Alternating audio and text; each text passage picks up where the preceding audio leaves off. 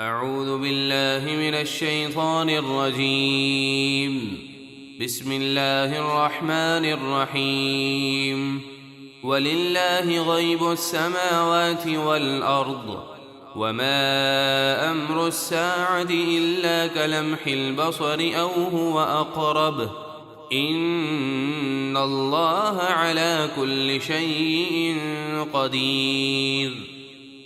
اور آسمانوں اور زمینوں کی چھپی چیزیں اللہ ہی کے لیے ہیں، وہ سب جانتا ہے، اس سے کچھ پوشیدہ نہیں، اور قیامت قائم کرنے کا معاملہ اس کی قدرت کے آگے صرف ایک پلک جھپکنے کی طرح ہے، بلکہ اس سے بھی زیادہ قریب، کیونکہ اللہ جب کسی بات کا ارادہ فرماتا ہے تو وہ کن فرماتے ہی پلک جھپکنے سے پہلے ہو جاتی ہے۔ بے شک اللہ سب کچھ کر سکتا ہے۔ واللہ اخرجکم من بطون امہاتکم لا تعلمون شیئا وجعل لکم السمع والابصار والافئدة لعلکم تشکرون۔ اور اللہ نے تمہیں تمہاری ماؤں کے پیٹ سے اس حال میں پیدا کیا کہ تم کچھ نہ جانتے تھے، اور اس نے تمہارے کان اور آنکھیں اور دل بنائے تاکہ تم شکر ادا کرو۔ أَلَمْ يَرَوْا إِلَى الطَّيْرِ مُسَخَّرَاتٍ فِي جَوِّ السَّمَاءِ مَا يُمْسِكُهُنَّ إِلَّا اللَّهُ إِنَّ فِي ذَلِكَ لَآيَاتٍ لِقَوْمٍ يُؤْمِنُونَ۔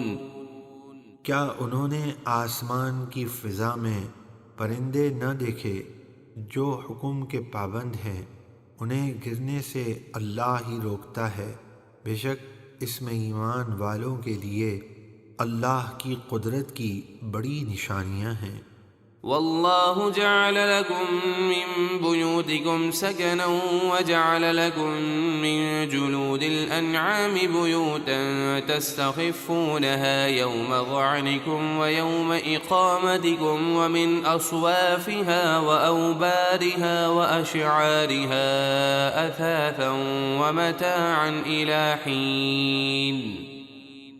اور اللہ نے تمہیں رہنے کے لیے گھر دیے اور چوپایوں کی کھالوں سے تمہارے لیے کچھ گھر یعنی خیمے بنائے جو تمہارے سفر کے دن اور منزلوں پر ٹھہرنے کے دن تمہیں ہلکے محسوس ہوتے ہیں، اور بھیڑوں دمبوں کی اون اور اونٹوں کی پشم بالوں اور بکریوں کے بالوں سے کچھ گھریلو سامان اور ایک وقت تک فائدہ اٹھانے کی چیزیں بنائیں۔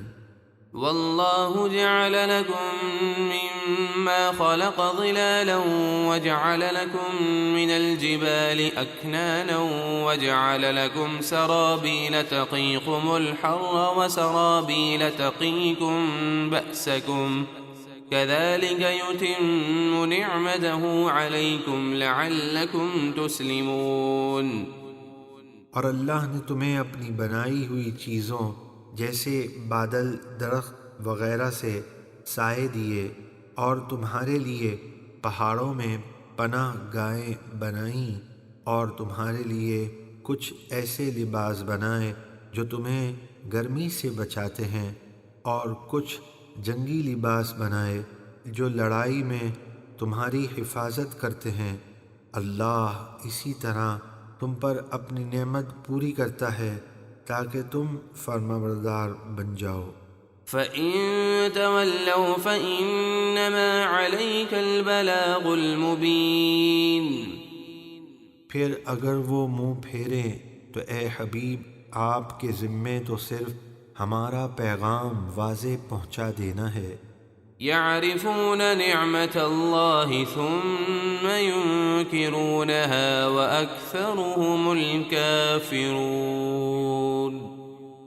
وہ اللہ کی نعمت کو پہچانتے ہیں پھر اس کا انکار کرتے ہیں، اور ان میں اکثر ضدی کافر ہیں۔ صدق اللہ العظیم۔